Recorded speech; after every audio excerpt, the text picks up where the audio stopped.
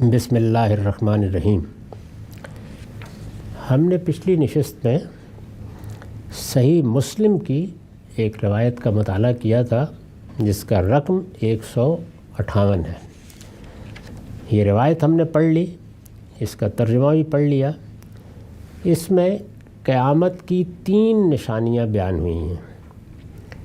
ایک سورج کا اپنے مغرب سے طلوع ہونا۔ اس وقت سورج کے لیے ایک مشرق ہے، وہ غروب ہوتا ہے اس سے بالکل الٹ سمت میں جا کے، وہ مغرب سے طلوع ہو جائے گا۔ دوسرے دجال اور تیسرے زمین کا جانور۔ ان 3 نشانیوں کے بارے میں اس روایت میں یہ کہا گیا ہے کہ جب یہ نمودار ہو جائیں گی تو کسی کو پھر اس کا ایمان نفع نہیں دے گا، یعنی گویا توبہ کا دروازہ بند ہو گیا، قیامت کے مرحلے میں لوگ داخل ہو گئے۔ سورج کا مغرب سے طلوع ہونا، اس پر میں تفصیل سے گفتگو کر چکا ہوں۔ زمین کے جانور سے کیا مراد ہے، اس پر بھی بات ہو چکی ہے۔ دجال کے بارے میں بات نہیں ہوئی تھی۔ اس روایت میں تیسری نشانی یہی بیان ہوئی ہے۔ اس کو سمجھ لیجئے۔ اس کے بعد پھر اس باب کی آخری روایت ہے جس میں وہ سب نشانیاں ایک ہی جگہ بیان ہو گئی ہیں جو قیامت کے وقوع کی نشانیاں کہی جا سکتی ہیں۔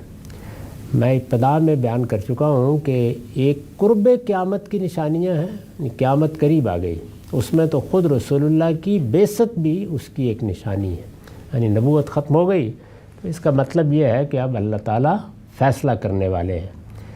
پھر وہ 2 نشانیاں جو ہمارے زمانے میں نمودار ہوئی ہیں اور جن کو اس وقت بھی ہر شخص بچشمِ سر دیکھ سکتا ہے، ان کی تفصیلات عرض کرتی تھی۔ قیامت کی وہ نشانیاں جن کے بعد ایک درجے میں حجاب اٹھنا شروع ہو جائے گا، اسی لیے یہ فرمایا ہے کہ پھر توبہ کا دروازہ بند ہو جائے گا۔ وہ 10 ہیں اور ایک ہی روایت میں بیان ہوئی ہیں اور وہی اس باب کی آخری روایت ہے۔ اس کے بعد تفصیلات ہیں، یعنی انہی 10 نشانیوں کی تفصیلات میں بہت سی روایات، بہت سے واقعات بیان ہوئے ہیں۔ ان کا ہم الگ سے مناسب سمجھیں گے تو مطالعہ کریں گے، لیکن یہ باب اس اگلی روایت پر پائے تکمیل کو پہنچ جائے گا۔ دجال، اس پر میں نے لکھا ہے، یہ بڑے دغاباز، فریبی اور مکار کے معنی میں اس میں صفت ہے۔ یعنی پہلی جو بنیادی چیز ہے وہ یہ ہے کہ دجال کسی شخص کا نام نہیں ہے، یہ اسم علم نہیں ہے، یعنی کوئی پراپر ناؤن نہیں ہے، کسی شخص کے نام کے طور پر یہ لفظ نہیں آیا، بلکہ یہ کیا ہے، یہ ایک ایڈجیکٹو ہے، اس میں صفت ہے۔ جس طرح سے حور کی بحث میں یہ مسئلہ پیدا ہو گیا کہ جب لفظ حور خود ہماری زبان میں استعمال ہونے لگا تو یہ تاثر بن گیا کہ یہ کوئی الگ مخلوق ہوگی، درحالے کہ وہ بھی ایک صفت ہے، ایک ایڈجیکٹو ہے، یعنی عورتوں کے حسن کو، جمال کو، ان کی خوبیوں کو بیان کرنے کے لیے قرآن نے بہت سے الفاظ استعمال کیے ہیں، ان میں ایک لفظ حور بھی ہے۔ یہاں لفظ دجال ہے، تو الدجال یا دجال، اس کا عربی زبان میں مطلب ہوتا ہے بڑا دغاباز، یعنی یہ مبالغے کا صیغہ ہے۔ جس طرح ہم اللہ تعالیٰ کو کہتے ہیں غفار، بالکل اسی طرح سے یہ لفظ بنا ہے دجال۔ یہ بڑے دغاباز، فریبی اور مکار کے معنی میں اس میں صفت ہے۔ پہلی بنیادی بات یہ سمجھ لیجئے کہ یہ کسی شخص کا نام نہیں ہے بلکہ ایک ایڈجیکٹو ہے، ایک اس میں صفت ہے۔ اس باب کی روایتوں میں اس کا ذکر مختلف ناموں سے ہوا ہے، یعنی اس میں کبھی کوئی چیز ساتھ آ جاتی ہے موصوف کے طور پر، کبھی کوئی چیز، لیکن الدجال باقی رہتا ہے۔ اس کا ذکر مختلف ناموں سے ہوا ہے، جن میں سے ایک، یعنی ایک جگہ یہ پوری ترکیب استعمال ہوئی ہے اور وہ پھر مختلف روایتوں میں آ گئی ہے۔ وہ کیا ہے؟ جن میں سے ایک المسیح الدجال بھی ہے۔ گویا پورا نام کیا ہے؟ المسیح الدجال۔ روایتوں میں یہ اسی طرح آیا ہے۔ اس روایت میں جو زیر مطالعہ ہے، یہ دیکھیے یہاں پر بھی الدجال ہی کا لفظ ہے۔ بہت سی روایتوں میں اسی طرح آتا ہے، لیکن پھر نبی صلی اللہ علیہ وسلم کی نسبت سے جو چیزیں بیان کی گئی ہیں ان میں یہ پوری بات بھی واضح ہو گئی ہے کہ وہ المسیح الدجال ہوگا۔ یہ اسی طرح کی ترکیب ہے جیسے کسی شخص کو النبی الکاذب کہا جائے، یعنی کسی شخص کو آپ کہیں کہ فلاں شخص کیا ہے، النبی الکاذب، تو کیا مطلب ہوگا؟ یعنی کاذب کا مطلب ہے جھوٹا، تو النبی الکاذب جھوٹا نبی۔ اسی طریقے سے یہ ہے المسیح الدجال، تو دجال کے کیا معنی ہیں؟ فریبی، دغا باز، تو کیا مطلب ہوا؟ دغا باز اور فریبی مسیح، یعنی یہ ہے پوری ترکیب کا مطلب، المسیح الدجال، دغا باز، فریبی مسیح۔ لفظ النبی جس طرح اصطلاح بن چکا ہے، یعنی اب جب ہم لفظ نبی بولتے ہیں، کہتے ہیں کہ جھوٹا نبی، تو جھوٹا نبی میں جھوٹے کے لفظ سے میں بھی آپ بھی سب واقف ہیں کہ اس کا مطلب کیا ہے، نبی سے بھی واقف ہیں کہ وہ ایک اصطلاح ہے، یعنی یہاں اب نبی کے لغوی معنی کی ضرورت نہیں ہوتی دیکھنے کی۔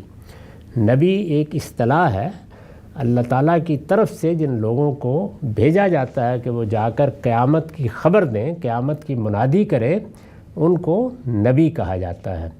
تو ایک اصطلاح جب اس طریقے سے زبان کا حصہ بن جاتی ہے تو پھر اس کے لغوی معنی کی طرف نہیں جاتے، یعنی النبی الکاذب کا مطلب یہ نہیں ہوگا عربی زبان میں یا اردو میں بھی بولیں کہ کوئی شخص یہ کہے کہ جھوٹا خبر دینے والا اور مراد ہے اس وقت جو آدمی ٹیلی ویژن پر خبریں پڑھ رہا ہے، یہ نہیں ہو سکتا۔ ایک اصطلاح ہے، نبی کاذب کا مطلب ہوگا جھوٹا نبی۔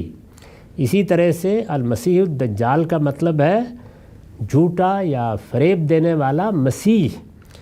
تو نبی کا لفظ جس طرح اصطلاح ہے، لفظ المسیح کا معاملہ بھی یہی ہے، یعنی جیسے نبی ایک اصطلاح ہے، وہ اب لغوی مفہوم سے اوپر اٹھ کر ایک اور چیز بن چکا ہے، یہی معاملہ لفظ مسیح کا ہے۔ اسے کسی طرح بھی اس کے لغوی مفہوم میں نہیں لیا جا سکتا، یعنی جیسے نبی کاذب کے الفاظ بولے جائیں تو کوئی آدمی اس کا اگر وہ ترجمہ کرے جو میں نے آپ کو بتایا ہے تو وہ ایک غلط بات کرے گا، جہالت کی بات کرے گا۔ اسی طرح لفظ مسیح کا بھی ایک لغوی مطلب ہے، لیکن یہ اس معنی میں اب نہیں لیا جا سکتا، یہ اصطلاح بن چکا ہے۔ پھر یہ بات بھی ملحوظ رہے کہ وہی بات کہنا مقصود ہوتی تو جو علماء نے بالعموم اس سے سمجھی ہے تو اس کے لیے موضوع ترکیب الدجال الممسوح کی تھی، یعنی اگر وہی بات کہنی ہوتی تو پہلی چیز تو یہ ہے کہ المسیح کا لفظی استعمال نہ کیا جاتا کیونکہ وہ اصطلاح بن چکا ہے۔ المسیح کے لغوی مفہوم میں جو لفظ عربی میں بولیں گے وہ کیا ہے؟ الممسوح۔ تو الممسوح کا مطلب ہمارے ہاں یہ لے لیا گیا کہ وہ جس کی آنکھ پر ہاتھ پھیر کر اسے ایک آنکھ سے محروم کر دیا گیا ہے۔ اسی طرح اور بہت سے معنی لوگوں نے بیان کیے، اور پھر گویا یہ بتا دیا کہ دجال گویا ایک شخص ہے اور یہ وہ شخص ہوگا جس کی یہ صفت ہے کہ اس کی ایک آنکھ نہیں ہوگی، یہ معنی کیے۔ یہ بالکل غلط بات ہے، یہ عربی زبان بلکہ دنیا کی کسی زبان کے اصول پر بھی صحیح نہیں ہے۔ الدجال کو صفت کے مقام پر رکھ کر اس سے پہلے لفظ المسیح کا استعمال اس کے لیے کسی طرح موضوع نہیں ہے۔ تو یہ میں نے تنقید کی ہے ان لوگوں کی رائے پر جو اس طرح اس کو سمجھانے کی کوشش کرتے ہیں۔ چنانچہ لفظ المسیح پر الف لام ہمارے نزدیک عہد کا ہے، یعنی المسیح اس پہ الف لام ہے۔ رسول اللہ نے مسیح الدجال نہیں کہا، فرمایا المسیح الدجال، یہ فرمایا ہے۔ تو الف لام عہد کا ہے۔ عہد کا کیا مطلب ہے؟ جیسے میں اگر رسول اللہ صلی اللہ علیہ وسلم کا نام نہ لوں اور یہ کہوں کہ نبی کریم نے فرمایا، تو کسی مسلمان کو اس وقت یہ سمجھنے میں دقت نہیں ہوتی کہ میں کس کا ذکر کر رہا ہوں۔ عربی زبان میں جب کوئی لفظ اس طرح کی صورت اختیار کر لیتا ہے تو اس پہ ایک الف لام لاتے ہیں، اس کو عہد کا الف لام کہا جاتا ہے، جیسے انگریزی زبان میں آپ دی کا استعمال کرتے ہیں۔ تو جب یہ کہا جاتا ہے کہ نبی کریم، نبی صلی اللہ علیہ وسلم، تو اب ظاہر ہے کہ نبی تو حضرت موسیٰ بھی ہیں، وہ حضرت مسیح بھی ہیں، ابراہیم بھی ہیں، لیکن ہمارے عرف میں پھر نبی کریم سے یا نبی صلی اللہ علیہ وسلم سے ایک ہی شخصیت مراد ہوتی ہے۔ تو مسیح کا معاملہ بھی بالکل ایسے ہی ہے۔ یعنی مسیح یہودیوں کے ہاں ہر نبی مسیح تھا.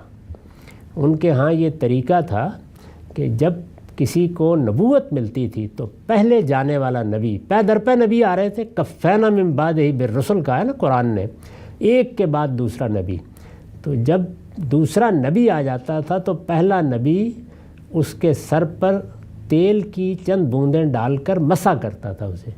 اس سے یہ لفظ بنا مسیح، یعنی گویا یہ اس کی طرف سے اعلان ہے کہ اس کا تقرر ہو گیا ہے، یہ اب اللہ کا پیغمبر ہے. تو سارے نبی مسیح کہلاتے تھے. اس میں یہ پیشین گوئی کی گئی کہ ایک وہ آئے گا جو پیدائش سے خدا کا مسیح ہوگا، یعنی اس کو کسی کے تعارف کی ضرورت نہیں ہوگی، وہ اپنا تعارف آپ ہوگا. تو حضرت مسیح بن باپ کے پیدا ہوئے اور بچپن میں انہوں نے اپنے پیغمبر ہونے کا اعلان کیا، اس وجہ سے وہ المسیح کہلاتے ہیں.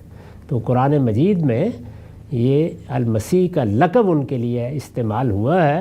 جس طریقے سے میں نے عرض کیا کہ اب النبی ہمارے لیے ایک شخصیت ہے جس کو ہم جانتے ہیں، تو المسیح کا مطلب ہے حضرت مسیح علیہ السلام، یعنی انہی کا ذکر ہوگا جب بھی ہوگا. تو مطلب کیا ہوا؟ المسیح الدجال یعنی وہ مسیح جو فریبی دغاباز ہوگا اور یہ دعویٰ کرے گا کہ میں مسیح ہوں اور اس میں جھوٹ بول رہا ہوگا. تو جیسے النبی الکاذب ایک اصطلاح ہے، اسی طرح المسیح الدجال بھی ایک تعبیر بن گئی. یعنی جھوٹا نبی کیا مطلب؟ یعنی وہ شخص جو نبوت کا جھوٹا دعویٰ کرے، اور المسیح الدجال وہ شخص جو مسیح ہونے کا جھوٹا دعویٰ کرے گا. یہ لفظ کے معنی ہے جس کو میں نے واضح کیا. یہ ابھی کافی مفصل بحث ہے، اس کو اگلی نشست میں کریں گے. وآخر دعوانا الحمدللہ.